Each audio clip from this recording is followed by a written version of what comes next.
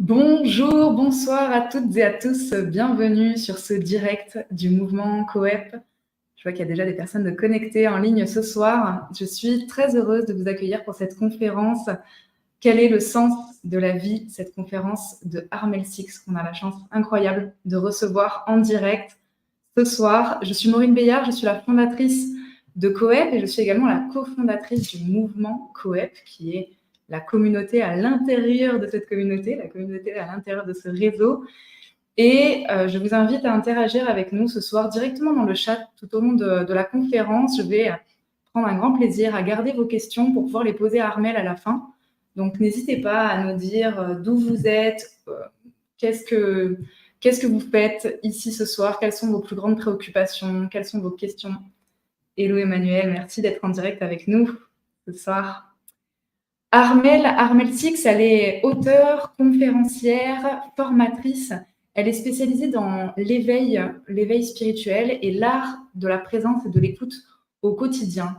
Elle est également spécialisée dans la parentalité consciente.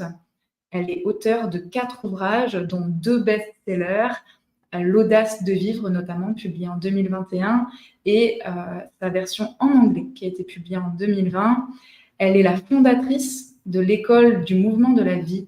Elle a également créé une danse qui s'appelle Movement of Life, ainsi qu'un concept de pleine conscience en mouvement. Ça fait beaucoup de mouvements, ça tombe bien. Ce concept qui s'appelle Be on Move. Depuis plus de 10 ans, elle propose des conférences, des retraites un peu partout dans le monde pour apprendre à se reconnecter à l'essentiel et au bonheur d'être indépendamment de tout autre facteur. Je suis très heureuse d'être en sa présence ce soir. Bonjour Armel, merci d'être avec nous. Pardon, voilà, ton micro est tout le monde. Merci beaucoup de m'avoir ce soir. Ravie d'être avec vous. Armel, je te laisse la parole pour ce petit temps de conférence, de présentation sur quel est le sens de la vie, et on se retrouve ensuite pour les questions. Ok, super, merci.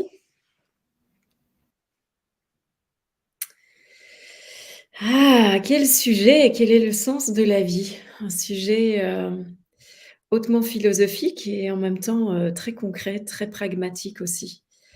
Alors, je ne sais pas si vous êtes comme moi, mais le sens de la vie, pour moi, en grandissant, jeune adulte, j'ai toujours cru que le sens de la vie, c'était se réaliser au travers des rôles qu'on jouait. C'est-à-dire que le sens de la vie, c'était aller à l'école, grandir, apprendre. C'était passer peut-être à l'université ou alors avoir un métier. Et puis, plus tard, rencontrer quelqu'un, se marier, avoir un job, faire des enfants, avoir la maison dont on rêve et que finalement, le sens de la vie, c'était ça. Et souvent, c'est ce qu'on croit parce que c'est ce dans quoi la plupart de nous allons. C'est devenu tellement une habitude que c'est devenu, c'est comme quand on a appris à conduire. En fait, au départ, on pensait à tous les mouvements qu'on devait faire, mais au fur et à mesure de la vie, on voit tout le monde qui fait ça, nos parents font ça, tout le monde fait ça, personne ne questionne rien. Et donc, on imagine que le sens de la vie, c'est simplement ça. Et tant qu'on ne questionne pas, tant qu'il n'y a rien qui se passe dans la vie qui nous fait changer de trajectoire, bien souvent, on va continuer avec ça, on va avancer comme ça, comme si on était sur des rails, que tout se passait bien, que tout était dans la normalité et que on se laisse finalement couler comme on se laisse couler dans une rivière. Avancer comme sur un radeau et tout va dans le sens évidemment de la rivière, ça ne la remonte jamais. Et puis un jour, peut-être qu'il se passe quelque chose. Pour moi, ça a été la mort subite en 5 jours de mon fils qui avait 13 mois à l'époque, c'était en 2001. Pour d'autres, ça peut être une séparation brutale. Pour d'autres, ça peut être une faillite d'entreprise. Pour d'autres encore, ça peut être un burn-out. Ou si on regarde de façon générale, ça peut être un événement comme le Covid, comme la pandémie, un confinement et subitement, on est face à soi-même. Et tous ces événements, c'est ça qu'ils font. Ils mettent fin à une façon de fonctionner, ils mettent fin à un système, ils mettent fin à des croyances qui ont toujours guidé nos vies jusqu'à présent. ils mettent fin éventuellement aussi, à, une façon de fonctionner qui a toujours fonctionné pour nous, donc pourquoi la remettre en question? Et puis un jour, il y a quelque chose qui n'est plus comme d'habitude, quoi que ce soit et alors, ben, se passe peut-être un espèce de chaos, un chaos intérieur, un chaos extérieur, quelque chose qui, fait qu'on est arrêté dans notre course, poursuite, on est arrêté dans notre façon de fonctionner et on se retrouve face à soi-même. On est obligé de faire face à un questionnement peut-être qui émerge, un arrêt qu'on ne sait pas trop comment gérer, une difficulté face à laquelle on est, pour laquelle on n'a aucune réponse parce qu'on n'a jamais été préparé à ça. Notre corps, notre système qui s'effondre, hein, comme dans le burn-out où ça ne veut juste plus y aller et là, on est perdu. On ne sait pas quoi faire. On se retrouve, dans un dans un nouveau territoire, on ne sait pas du tout comment l'appréhender, on est face à l'inconnu. On vit peut-être, des réactions, émotionnelles démesurées comme dans un deuil, ou même dans un burn-out. On a plein d'émotions et on n'arrive plus à les gérer et là, on se retrouve face à une évidence: ce qui a été ne peut plus être. Ce qui a été, pendant ce moment-là au moins, n'est plus et donc un deuil commence. Qu'est-ce que je suis et qui je suis si je ne suis pas tout ce que j'ai créé jusqu'à présent? Et quel est le sens de la vie si quand je m'arrête un instant, j'ai l'impression qu'elle n'en a plus? Et que peut-être moi-même, je ne sais plus quel est le sens de ma vie et peut-être que je me mets même à questionner, mais quelle est mon utilité dans le monde? Et finalement, quelle est ma valeur aussi à moi? Parce que jusqu'à présent, peut-être que vous, comme moi, vous aviez toujours cru que votre valeur, c'était ce que vous faisiez dans la vie. C'était votre job, c'était, la mère ou le père que vous étiez. C'était, le fait, d'être, dévoué aux autres, d'être là, d'avoir grandi d'une certaine façon, d'avoir réussi vos études, d'avoir un job qui vous a mis en valeur, d'avoir un certain montant d'argent sur votre compte en banque et tout ça faisait le sens de la vie. Mais là, dans cet instant-là, il y a plein de ces choses-là qui sont plus là. Il y a quelque chose qui s'arrête et là, vous vous retrouvez perdu et vous savez plus. Et dans cet instant, il peut y avoir des peurs, il peut y avoir, un certain le sentiment d'être ébahi, d'être perdu, de ne plus savoir comment fonctionner, où aller. Si tout ce qui s'est passé avant avait le même sens que tout ce qui pourrait être après, en tout cas, il y a un arrêt et dans cet arrêt, il y a des questions qui se mettent à émerger et dans ces questions, il y a surtout beaucoup de «je ne sais pas» et peu de réponses, en fait et quand on se laisse être à cet endroit de «je ne sais pas, je ne sais plus» et qu'on laisse tout tomber au minimum pendant un moment, vous pourriez juste le faire là maintenant, de juste laisser pendant un moment tous les rôles que vous jouez, tout ce que vous avez cru de vous, tout ce que vous avez cru de la vie, vous pourriez juste tout laisser tomber pendant un instant et permettre juste ce silence, ce temps d'arrêt dont je vous parlais et puis le questionnement qui émerge et puis voir, ben, en fait, j'existe encore sans tout ça. Quand je m'arrête pendant un instant, que je ne suis plus rien, que je ne suis plus personne, que je ne suis plus aucun de mes rôles, que je ne suis plus quoi que ce soit que j'ai cru que la vie était, bien là j'existe toujours. Je suis toujours conscient, je suis toujours là et je continue à respirer, à vivre, j'existe. Je n'existe plus en tant que tout ça. Je n'existe plus avec une définition propre. Je n'existe plus avec un rôle que j'endosse, qui parfois est trop lourd même, qui parfois même nous empêche d'être en lien véritablement. Et j'existe, tout simplement. Et quand je pars de là, qu'est-ce qui émerge? Quand je pars de cette existence avec tous ses possibles, cette existence avec un nouvel espace à découvrir, à conquérir même peut-être, qu'est-ce qui se passe à cet endroit-là? Eh bien, ce vide, il est nécessaire. Ce chaos éventuel, ce questionnement qui peut être là, il est nécessaire. Parce qu'on a cru jusqu'à présent que le sens de la vie, c'était tout ce que je vous ai dit auparavant. Et quand on s'arrête, on permet simplement un reset. Vous avez peut-être déjà entendu parler du moment présent. Le moment présent, c'est pas du tout un temps défini entre le passé et le futur. Le moment présent, c'est un temps hors du temps. C'est un instant où tout s'arrête. Et moi, j'aime l'appeler le bouton reset parce que cet instant où tout s'arrête, tout peut redémarrer d'une façon complètement différente. Et à cet instant-là s'ouvre un nouveau champ des possibles, une nouvelle exploration, une nouvelle possibilité pour vous, pour moi, pour le monde, pour tous, pour la relation éventuellement dans laquelle vous êtes dans cet instant. Et ce champ des possibles, quand vous vous mettez à marcher et à avancer alors que vous ne savez pas, eh bien peut-être que vous découvrez petit à petit, tiens, mais en fait, de quoi je rêvais quand j'étais enfant? Qu'est-ce qui m'animait? Qu'est-ce que je sentais qui vibrait vraiment au cœur de mon être? Qu'est-ce que je savais possible que j'ai oublié en fait en grandissant? Que j'ai oublié en essayant d'être comme tout le monde et en faisant comme ce que tout le monde fait et en essayant de coller à tout ça. Quelles ailes je me suis coupée? Quelle partie de mes ailes je me suis coupée? Et comme le poète Rumi dit, on n'est pas venu ici pour ramper, on est venu ici pour voler, pour ouvrir nos ailes et nous exprimer. Et donc, qu'est-ce qui fait que je me suis mise à avancer ou mis à avancer comme tout le monde, plutôt que d'ouvrir mes ailes et de m'envoler comme je savais que c'était possible quand j'étais enfant? Pourquoi j'ai abandonné mes rêves? Et puis, c'est quoi mes valeurs aujourd'hui? Parce que toutes les questions qui vont émerger, c'est des questions importantes, essentielles, qui touchent votre cœur, qui sortent du royaume du mental pour vraiment descendre ici, au cœur de ce qui est essentiel, de ce qui vous fait vibrer, de ce sans quoi vous ne pourriez pas exister, ce cœur qui bat. Touloum, touloum, touloum.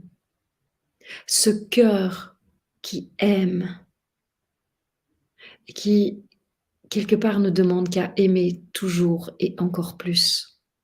Mais qu'on a appris à fermer pour ne pas être blessé, qu'on a appris à fermer pour se cacher.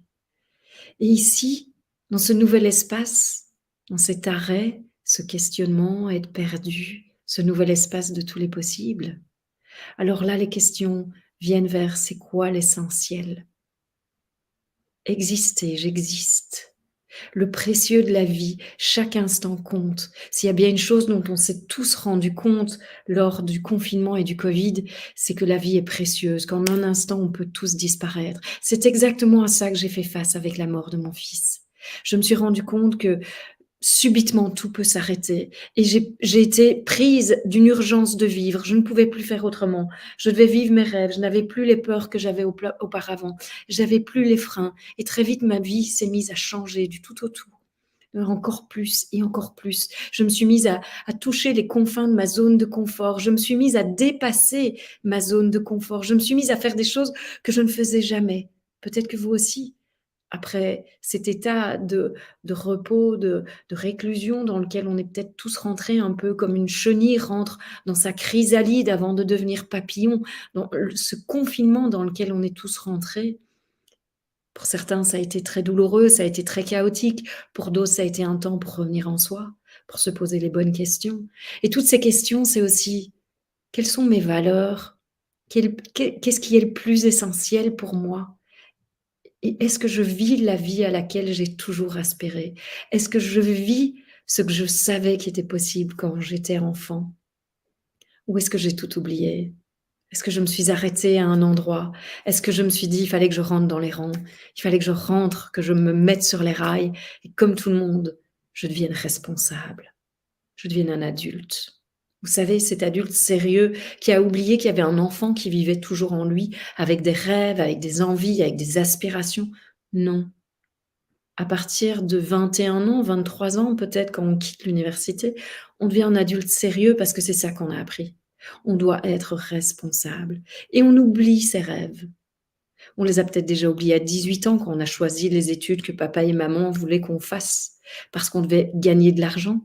en fait, gagner sa vie parce qu'on ne croit pas qu'on a une vie à soi et qu'on l'a déjà gagnée simplement en étant né. On est convaincu qu'il faut encore la gagner et encore la gagner et qu'on va la gagner comme ça pendant les 50 prochaines années.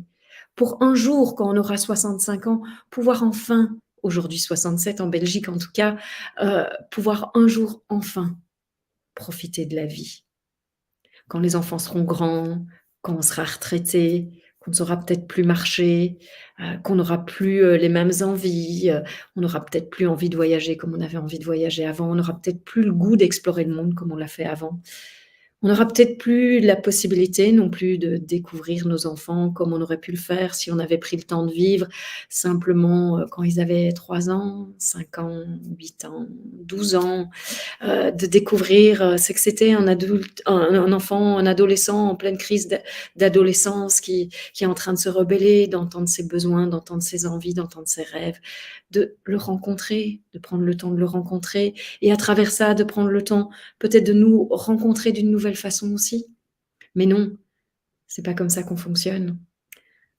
On va apprendre simplement à gagner sa vie pendant les 50 prochaines années pour un jour, comme tout le monde, la perdre parce que la mort sera arrivée. Et si comme moi, vous avez cru que c'était ça, se réaliser, que c'était ça le sens de la vie, eh bien, j'ai envie de vous partager ce que moi j'ai découvert. Parce que dans ce chaos total, dans l'horreur de la souffrance, dans un arrêt complet du temps quand mon fils est mort, j'ai découvert que la vie était précieuse.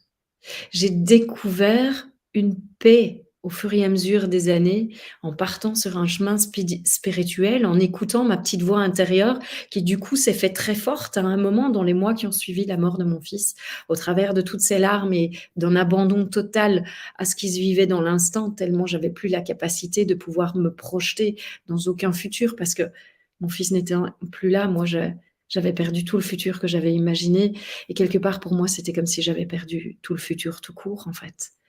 La vie n'était plus que l'instant qui se vivait. Il n'y avait plus rien d'autre, plus d'autre possible. Et dans cet arrêt de tout ça, de tous ces possibles, eh bien, au fur et à mesure des semaines, des mois et des années, de l'écoute de la voix de mon âme qui m'appelait, de l'écoute de quelque chose en tout cas qui m'appelait, que je pouvais peut-être pas définir aujourd'hui et que je vous donne ce nom-là.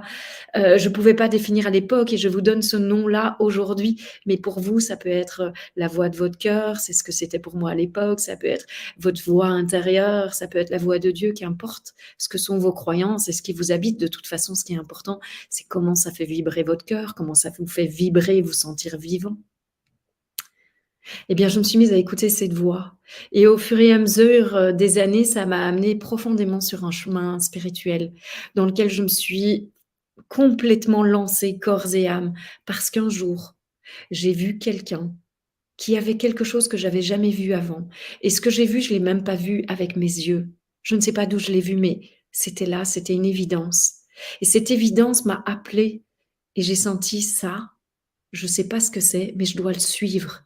Et ce qui m'est venu, c'est j'ai cherché ça toute ma vie. Et je peux vous assurer que dans cet instant, je ne savais même pas que je cherchais quoi que ce soit. J'étais complètement inconsciente que j'avais cherché quoi que ce soit jusqu'alors. Et cet instant-là, ça m'a dit, j'ai cherché ça toute ma vie. Et j'ai suivi. J'ai fait confiance. Je ne pouvais pas faire autrement. Tout comme quand j'ai tout changé dans ma vie, après la mort de mon fils, quand j'ai entendu 3 choses. La première, c'est: «Il y a une autre vie pour toi que tu ne vis pas encore et qui n'attend que toi. Il y a une femme qui sommeille en toi, qui ne demande qu'à émerger». Et la troisième, c'était: «Si tu restes, tu vas mourir».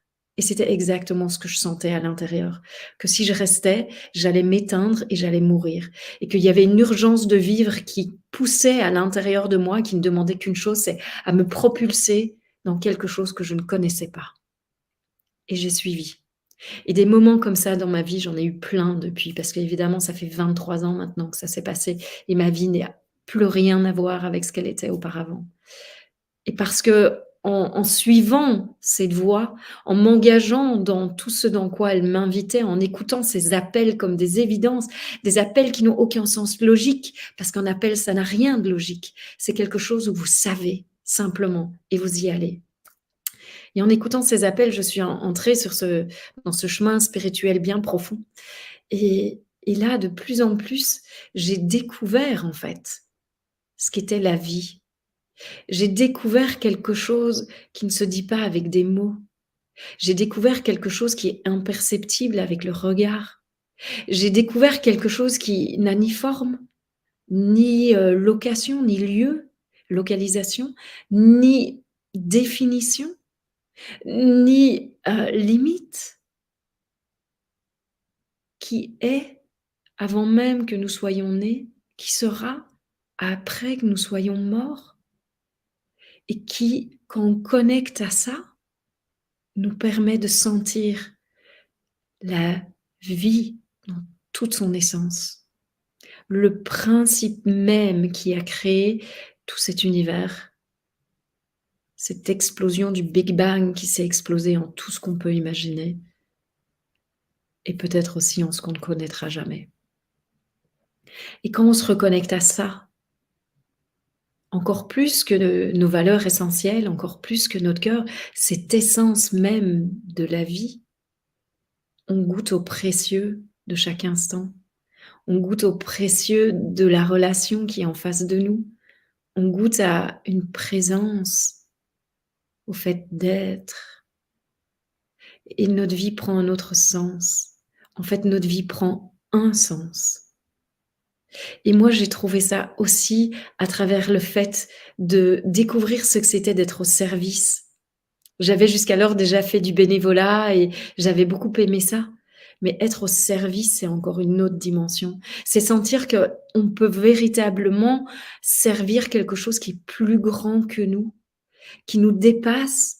Et en étant dans ce service, dans cette écoute de là où la vie nous invite, on peut sentir que subitement, notre vie prend un sens. Parce qu'on n'est plus là juste pour nous, on est là pour tous. Et donc, on connecte concrètement notre essence, c'est l'essence même de la vie, ce que nous sommes tous, absolument tous, qui fait qu'on est tous unis. On reconnecte avec l'unité de notre nature. Et de cet endroit, la vie prend un autre sens.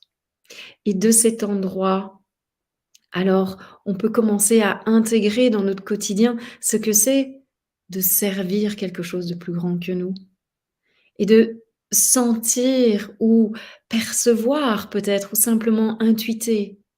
Tiens, où est-ce que la vie m'invite? Vers quoi suis-je invitée à aller qui ferait que ma vie prendrait un tout autre sens? Et que je sentirais que je contribue à quelque chose qui est plus grand que moi. Et où mon cœur pourrait s'expanser, pourrait s'exprimer aussi pleinement, et où je sentirais, c'est exactement pour ça que je suis née. Et pour moi, le sens de la vie, c'est ça. On est venu sur Terre pour découvrir notre véritable nature. On est venu sur Terre pour aimer vraiment, pour aimer sans aucune limite, pour aimer pleinement, pour aimer complètement, entièrement. Et surtout pour découvrir que dans cet amour, en fait, on est cet amour et que rien n'a aucune limite là-dedans. Et ça se découvre quand on vient toucher à ce qu'on est dans cet instant où tout s'arrête, où vous n'avez plus ni nom, ni rôle, ni définition. Cet instant qui simplement est.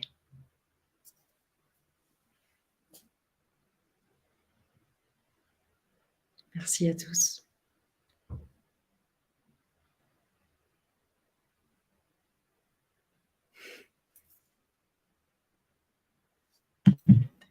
Merci Armelle pour ces beaux mots. Je sens que mon énergie a fait pouh. Mais oui, évidemment, avec grand plaisir, Corinne. Merci beaucoup.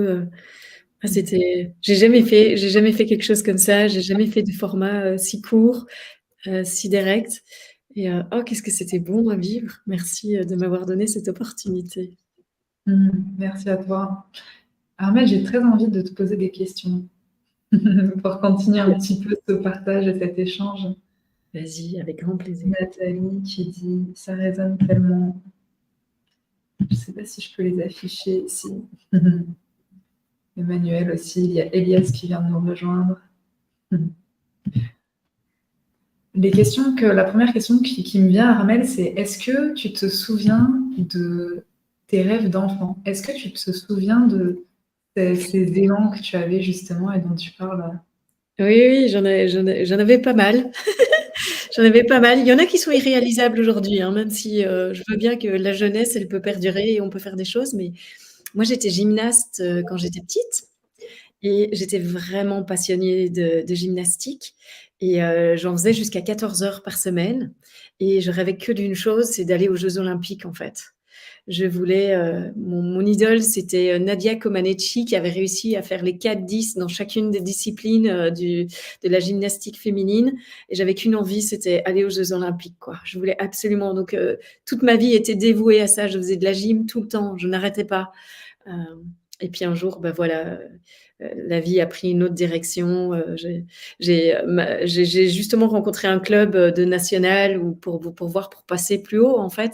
Et puis là, ils m'ont dit ah ben vous êtes trop âgé, tu es trop âgée, trop grande. J'avais 12 ans, je faisais 1 mètre, je sais pas quoi. Je suis déjà pas grande aujourd'hui, mais j'étais pas immense à l'époque. Et mais c'est vrai que la gym, la carrière entre guillemets se termine très tôt.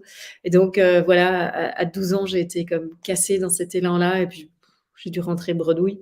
Donc ça, c'en était un. Mais il y en avait d'autres. Je chantais tout le temps. Je voulais, comme toutes les petites filles, je pense à un moment peut-être, mais je voulais être chanteuse. Ça m'arrive toujours, hein, il m'arrive toujours à un moment ou à un autre de me dire ah je vais reprendre des cours de chant, mais je chante toujours autant de toute façon. Régulièrement dans mes conférences, dans mes formations, je chante. Je fais des a cappella comme ça de certaines chansons, ça me vient naturellement. Donc voilà, j'ai pas besoin non plus d'être une chanteuse comme Céline Dion sur scène. C'est pas une nécessité. Ce qui est important en fait, c'est ça. Dans ces moments-là, je vis mon rêve, je chante. Et finalement, c'était ça que je voulais. C'est pas nécessairement faire carrière. Qu'est-ce qu'il y avait d'autre que j'aimais oh, il y a eu plein de choses que j'ai eu envie de faire plus tard. Parfois, après, bah, quand je faisais de la gym, j'avais envie de devenir prof de gym. J'étais hyper douée aussi. J'ai toujours eu quelque chose dans les mains. J'adorais toucher les gens et les masser. Donc, j'ai voulu être kiné aussi à des moments. Mais là, à mon avis, ça devenait déjà plus élaboré et réfléchi, tu vois. Mais je crois que ce qui était vraiment au cœur de moi, c'était chanteuse et puis c'était gymnaste. Finalement, tu n'en es pas très loin avec Movement of Life. Ça prend une forme totalement différente, mais finalement. Tout à fait. Il y a le mouvement, il y a le corps, et puis je chante quand j'ai envie. C'est ça. Mais en tout cas, tu as connu ce sentiment donc d'avoir des rêves comme chacun des enfants, je pense, comme pour nous tous. Et puis à un moment donné, le fait de devoir renoncer, de devoir se conformer et rentrer dans le fameux moule dont tu parlais au départ, de ce qu'on nous fait croire, ou en tout cas ce qu'on nous propose de vivre ici de façon spontanée en cassant tous ces rêves-là. Oui, bah, oui, bien sûr. Bah, comme beaucoup d'enfants peut-être, j'ai senti aussi quelles étaient les attentes de mes parents. J'ai été forcément conditionnée et un peu colorée par ça. Mon papa, il travaillait dans la justice. Lui, il aurait rêvé faire le droit. Donc, moi, j'ai commencé le droit. Et puis, bah, j'ai très vite arrêté. Et puis, qu'est-ce qu'il y avait d'autre? Bah oui, par exemple, prof de gym, mon père, il avait, je sais pas pourquoi, il avait une aversion pour les profs de gym. Je crois qu'il n'aimait pas mon entraîneur de gym, en fait. Et donc, je suis sûre qu'en partie, c'est une des raisons pour lesquelles je ne suis pas allée vers ça, pour ne pas déplaire à mon père. C'est pas pour rien que j'ai quand même fait le droit. C'était certainement en partie pour plaire à mon père aussi. Donc évidemment, j'ai commencé sur ce trajet-là et puis, dans mes études, en fait, moi, j'étais, déjà avec le papa de mon fils. Je suis sortie avec lui, juste, on a commencé notre relation juste avant que je termine ma dernière année de secondaire. Donc, juste, avant, quelques mois avant de rentrer à l'université, en fait. Et puis, et en fait, en vivant ce que je vivais avec lui, j'ai complètement, éclaté, toutes les attentes de mes parents. J'ai décidé d'arrêter mes études, j'ai décidé d'aller travailler, j'ai décidé de faire tout à fait autre chose, de suivre mon chemin, de faire autre chose, d'essayer de sortir d'un système, peut-être qui ne me convenait pas, complètement, ou en tout cas je suivais autre chose qui m'habitait. Et heu et puis, moi, très vite, à 22 ans, j'étais maman. Je travaillais à l'époque, au commissariat général de la PJ, donc j'avais quand même suivi un peu, l'élan de mon papa, hein. J'étais quand même là-dedans, donc j'avais quand même un peu de reconnaissance.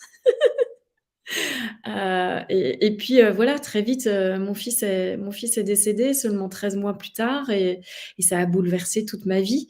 Donc, j'ai envie de dire que dans le drame que j'ai vécu, j'ai eu la chance, très vite, d'être arrêtée dans ce courant, en fait, de vivre pour les autres et de me mettre à me poser ces questions-là. Évidemment, ça s'est pas fait, comme ça du jour au lendemain, hein, ça a été un cheminement. Mmh. Est-ce que parmi ceux qui nous regardent en direct, ou même si vous regardez cette conférence en replay, n'hésitez pas à laisser des commentaires aussi. J'ai la curiosité et l'élan de vous demander, est-ce que vous sentez que vous êtes dans une phase de votre vie où vous êtes plutôt dans la phase où vous êtes en mode pilote automatique, vous avez suivi finalement peut-être indirectement les attentes des uns, des autres, de papa, de maman, de ce qu'on attendait des professeurs et de ce qu'on vous a dit qui était possible ou qui n'était pas possible dans votre vie? Ou est-ce que vous sentez que vous avez déjà, j'aime bien dire, pris votre mur et que vous avez déjà pris souvent ce choc? Parce que, en tout cas, de mon expérience, je crois jamais entendu encore quelqu'un Mmh. témoigner de ça s'est passé de façon très en douceur. Tout allait très bien dans ma vie, et puis à un moment donné, je me suis questionnée et j'ai changé toute ma vie. Je crois que j'ai jamais entendu ça. C'est rare en effet, oui. Mais ce choc qui fait que du coup, on fait pause, quoi. Tu Mmh parlais mh. du Covid. Pour certains, pour beaucoup, ça a été le Covid. Pour d'autres, Tout à ça s'est fait. passé différemment. Mmh mh. N'hésitez pas à nous partager l'endroit où vous êtes et voilà, et comment vous vous sentez avec ça, quoi. Armelle, est-ce que tu peux nous parler de ce moment de déclic? Tu as fait allusion tout à l'heure de ce moment où tu as eu cette prise de conscience. En fait, c'est un moment particulier où tu nous as dit que dans cet instant, tu as entendu sans entendre, tu as su, mais ça Ouais. prenait une forme très particulière. Est-ce que tu peux nous parler un peu plus de quel était le contexte? Qu'est-ce qui Mmh s'est mh. passé? Est-ce que tu as entendu des voix? Est-ce que tu as vu des choses? C'était quoi concrètement ce Donc moment de moi, je revenais d'avoir été passée, d'avoir, justement fait un break d'1 an. J'avais fait un break, j'étais partie vivre au Québec pendant 1 an, je rentrais en Belgique et j'étais, dans une retraite spirituelle. Ma toute première retraite, c'était 3 jours et déjà en allant le matin, à la retraite, dans ma voiture, j'ai entendu, que ma vie était sur le point de changer.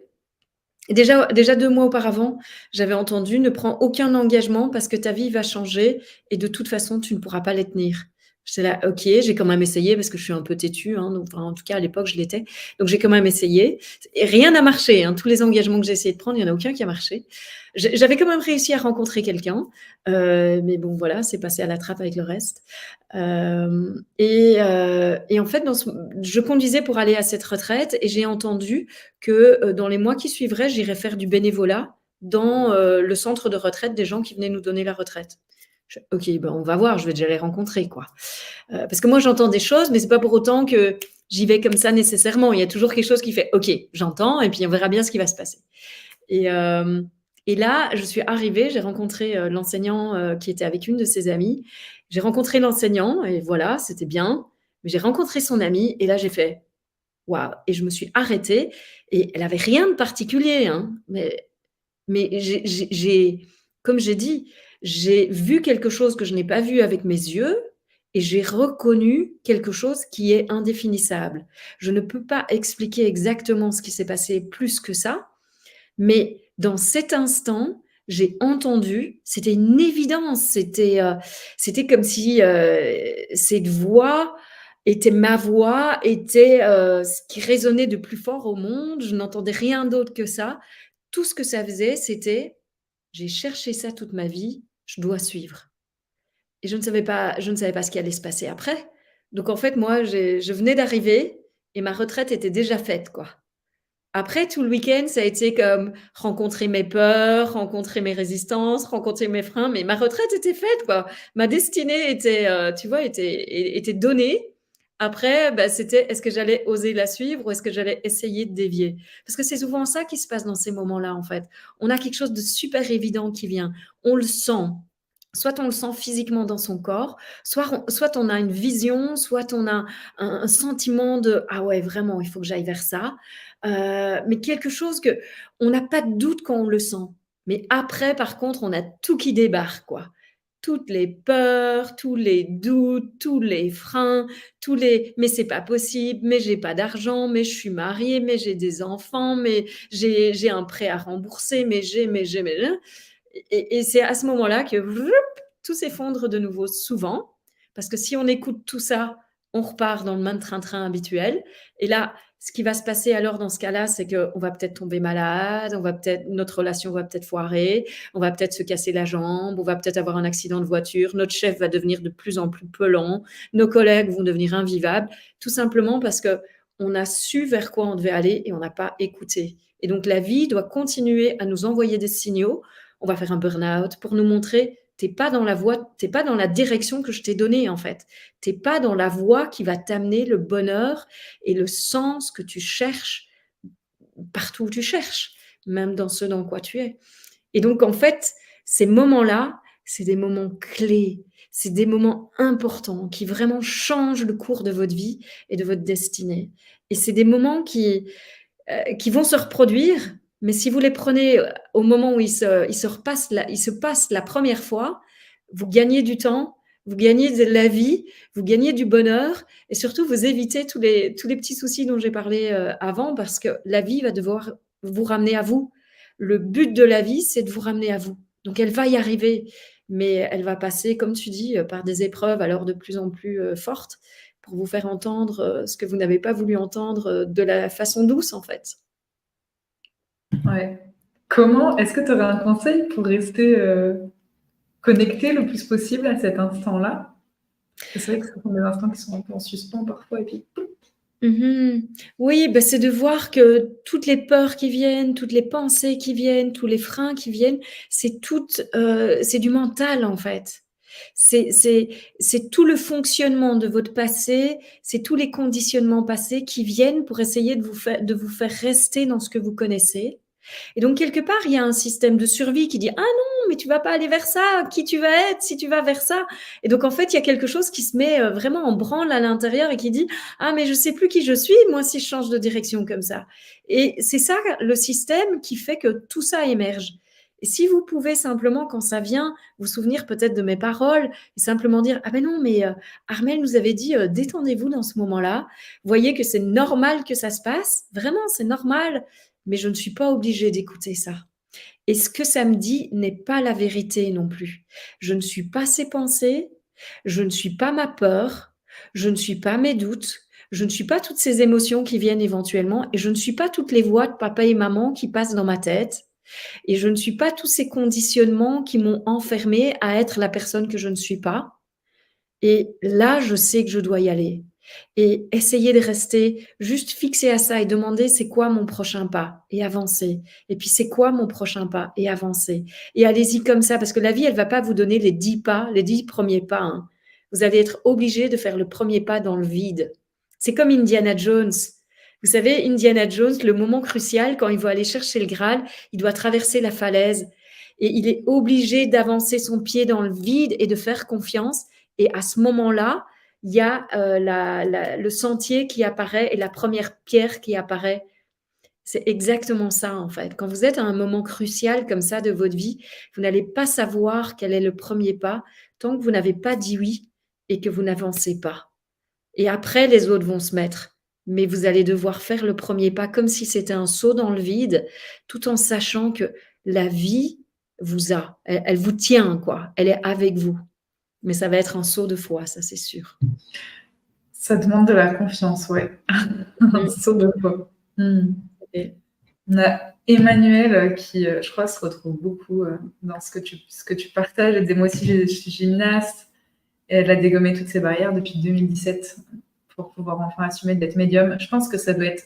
Et Génial. connaissant Emmanuel, en plus, avec aussi très ancré dans la matière et ce truc de se dire, allez, j'ose. Je passe, Ouais, je c'est pas passe le mal. pas. Oui, oui, tout Sacrément. à fait, c'est rien, c'est génial. Et donc tu chantes aussi, pendant tes consultations, Emmanuel? On a Nathalie qui nous dit, j'étais en pilotage automatique, l'enfant parfaite. Ah, qui se reconnaît. Oui. Enfin, quoique. En tout cas, l'essier de l'être. Oui. Sur le trajet de mes parents et puis décès de 2 enfants à burn-out, mise en question complète de la vie. Ouais. Au cœur avec toi, Nathalie. Mmh. Bah oui, en effet, la vie utilise, malheureusement des drames parfois, des choses, super difficiles à traverser, pour, nous remettre sur le chemin qu'on était censé prendre. Moi, je vois véritablement que mon fils, c'était sa destinée. J'ai la sensation, c'était de me remettre sur mon chemin de vie, en fait. Que c'est quelque part, c'était, la vie qui disait, «Toi, par là, ta direction, c'est par là». Heu et oui, je dis d'ailleurs souvent que Gauthier et moi, on s'est tous les 2 donné naissance. Moi, je lui ai donné naissance, en tant que petit garçon et puis lui, par sa mort, il a donné naissance à la femme que je suis devenue aujourd'hui et j'ai aucun doute que là où je suis, c'est exactement là où je dois être dans la vie donc pour moi, c'est une évidence. Ouais, parfois il y a des cadeaux comme ça. Armel, tu faisais partie de ceux qui étaient dans la vraie vie à fond, non? Tu avais, t'étais bien entrée dans la société, non? Ah oui, oui, carrément, attends, avant de travailler au commissariat général. Ah non, après avoir travaillé quand j'étais maman, je travaillais dans une banque. J'étais conseillère commerciale de crédit, dans une banque et avec, le papa de mon fils, on allait faire construire notre maison. Donc voilà, on avait tous les plans, on attendait notre permis de bâtir, oui, oui, j'étais très plan-plan, on avait nos amis, nos habitudes, on avait tout, moi alors attends, c'est pire que ça. Je détestais voyager, je ne me sentais bien que dans mon environnement habituel. J'étais hyper introvertie, dès que je sortais de mon environnement, habituel. Donc je détestais rencontrer des nouvelles personnes, je ne parlais jamais. C'était ma sœur qui devait me prendre par la main pour me faire aller rencontrer d'autres personnes, d'autres enfants. Donc vraiment là, c'est du tout au tout, quoi. La vie s'est dit: «Ah non, mais celle-là, on peut pas la laisser là où elle est, hein, elle a vraiment des choses à faire, hein». Waouh, c'est incroyable. Et c'est aussi un beau message pour ceux et celles qui, aujourd'hui, sont peut-être dans une situation qui leur convient pas, ou pas tout à fait, ou pas du tout même. Et tout passe, en fait. Tout passe et tout peut changer, tout peut... En se mettant en mouvement, je crois que c'est quelque Tout à part fait. aussi un peu la condition, comme tu parlais de ce pas. Ouais, tout à fait, c'est ça et si jamais, justement, tu parlais de Movement of Life tout à l'heure, si jamais vous n'arrivez pas à vous mettre en mouvement, déjà dansez chez vous le fait que vous vous sentez coincé. Mettez une musique, mettez quelque chose que vous aimez et dansez le fait que vous vous sentez coincé, que vous aimeriez y aller mais que vous y osez pas et puis faites ça pendant plusieurs jours si vous avez besoin. Vous allez voir, il y a un mouvement qui va se mettre parce que le fait de vous mettre à danser, de bouger là-dessus, sur: «J'y arrive pas, j'ai peur, et si je me trompais, et qui je serai alors et j'ai pas l'argent pour danser, danser, danser, danser. Vous allez voir, vous allez faire bouger toute l'énergie en vous et en faisant bouger l'énergie en vous, un jour, vous allez vous dire: «OK, c'est bon, j'y vais. Maintenant, je suis prête». Parce que ça va Ah, tout est énergie, en fait et donc ça va bouger. super, Rocco. Je crois on peut Movement of Life, on peut trouver des vidéos sur ta chaîne YouTube pour Il y en a 1 ou 2 il y en a 1 ou 2 ou peut-être il y a 2 ou 3 interviews même, je pense, à différents endroits. Oui, tout à fait. Oui. super. On partagera ça sur le fil d'actualité de Coep pour ceux et celles qui ont envie de découvrir un peu plus en profondeur. Bon, je crois qu'il n'y a pas beaucoup à mentaliser en fait, suivre ce que tu viens de dire là, se mettre en mouvement, point. Ouais, Mais voilà, exact. pour ceux qui ont Vraiment les envie de... ouais. Super conseil, dit Nathalie. Ah, génial. Ouais. Une dernière question, Armelle. Après, n'hésitez pas encore une fois, il nous reste encore quelques minutes en direct. N'hésitez pas à poser vos questions dans le chat. Je me ferai vraiment un grand plaisir de les partager. Moi, j'en profite en attendant, je pose mes Vas-y, questions. vas-y. Tu nous proposes un atelier la semaine prochaine. Est-ce que tu peux nous parler un peu plus de cet atelier, s'il te plaît? Oui, ben, écoutez, moi, je fais toujours les choses de façon spontanée, donc je ne peux pas encore vous dire exactement ce qui va s'y passer. Mais en tout cas, ce que je sais que j'ai envie, d'amener, c'est comme ça que j'ai écrit cette description d'ailleurs, c'est vraiment de vous amener à vous reconnecter déjà à l'essence même de ce qu'on est, à partir de cette essence, à vraiment vous guider au travers d'une méditation, à rentrer dans un état, un peu méditatif plus profond qui vous permet d'accéder peut-être à des choses auxquelles on n'a pas accès quand on est plutôt dans son mental. Et de cet endroit-là, de partir en fait sur, tiens, c'était quoi vos rêves d'enfant? C'est quoi les valeurs qui sont importantes aujourd'hui? Où est-ce que vous en êtes dans votre vie aujourd'hui? Et alors, allez vraiment faire au travers d'un partage en fonction du nombre de personnes, je vous mettrai par petits groupes aussi, de pouvoir aller discuter, aller partager avec l'autre personne pour mettre en avant ce qui était important pour vous, là où vous en êtes dans votre vie aujourd'hui, voir, tiens, qu'est-ce que vous pourriez faire pour, si jamais vous voyez le décalage, quel est le premier pas que vous pourriez faire peut-être pour aller vers ça. Donc ça va être quelque chose de très concret. Donc je vous dis que je ne sais pas, mais en fait, je suis en train déjà de vous dire en gros ce qui va se passer. Donc voilà, c'est ça qui est toujours super quand on ne sait pas. En fait, on sait. Euh, et d'avancer vers quelque chose de très concret qui pourrait vraiment vous soutenir à utiliser une méthode, à découvrir une méthode si vous ne connaissez pas, et puis à utiliser cette méthode après dans votre quotidien pour avancer vers quelque chose qui est vraiment toujours aligné avec vous, avec qui vous êtes dans votre essence, et qui va vous permettre d'avancer dans cette écoute du mouvement juste en fait pour vous, et de devenir toujours et encore plus qui vous êtes, dans votre rayonnement, dans votre expression, dans qui vous sentez, qui vit au plus profond de vous-même, en fait, et permettre cette éclosion, on pourrait dire, de tout ce qui sommeille encore en vous et qui ne demande qu'à émerger. J'ai hâte quand je vois l'état de méditation dans laquelle, enfin, de l'énergie qui est redescendue pendant ta conférence. J'ai hâte de pouvoir vivre cet atelier. On partagera, c'est un atelier qui ne sera pas en direct de façon conférence, ce sera un atelier qui va être sur Zoom, donc en petit comité, en intimité, et donc c'est réservé aux adhérents du mouvement COEP.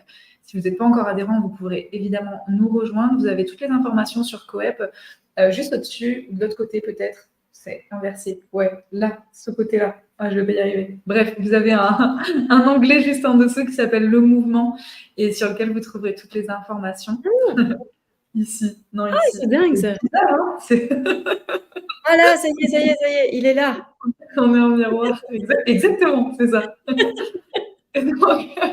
Donc, n'hésitez pas à nous rejoindre. Ça va être donc on partagera le lien de l'URL pour vous connecter à la réunion Zoom sur l'espace de l'événement COEP. Puis j'enverrai également aux adhérents spécialement par mail, quoi. Donc n'hésitez pas, je pense que ça va être un chouette moment. Tout à fait. Oui, oui. Et il y a Emmanuel, voilà, je viens de voir, qui a déposé une dernière question.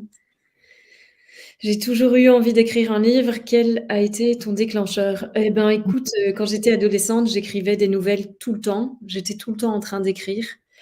C'était, je pense, une des choses, qui me permettait, de sortir de la tristesse et de l'impression d'avoir été mise dans la mauvaise famille.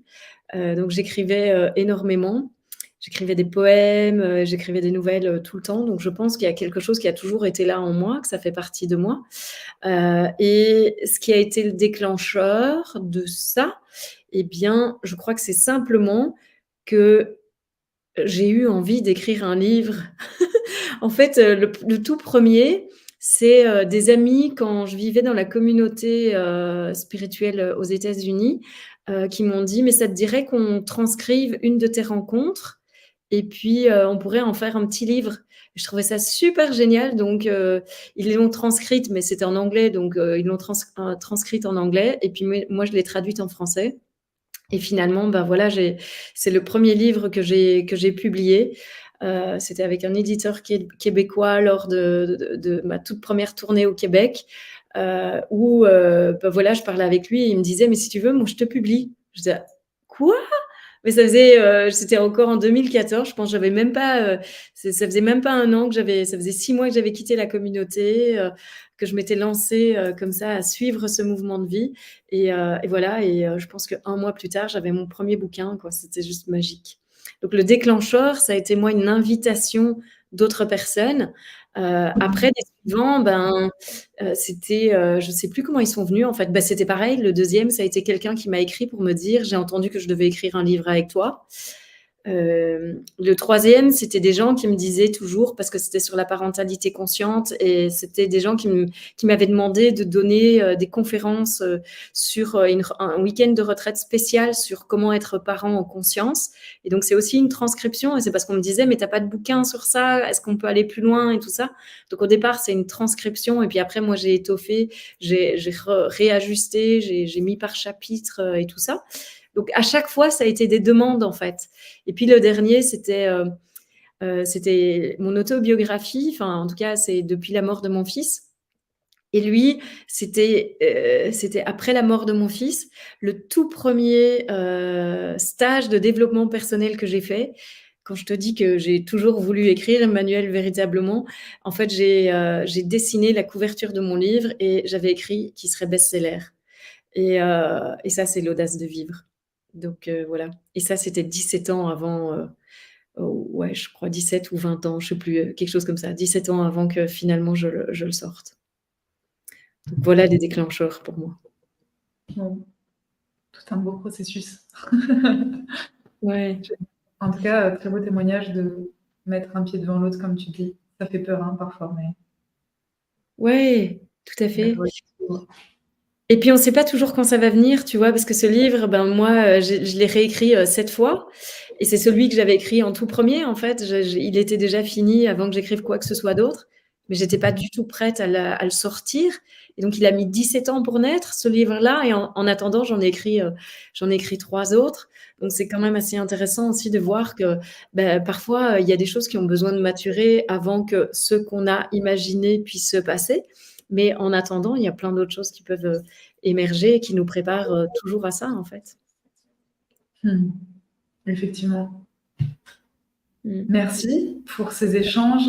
Merci pour ce moment. On se retrouve mardi prochain. C'est Oui, ça? merci beaucoup. Oui, c'est ça, tout à fait, mardi à 20h. Merci beaucoup aussi, Maureen, de m'avoir invitée et pour ce moment, et merci à vous toutes et tous, qui êtes présents ce soir et qui avez participé aussi. Belle soirée, Armelle. À très Belle bientôt. soirée à tous. Belle soirée, Maureen.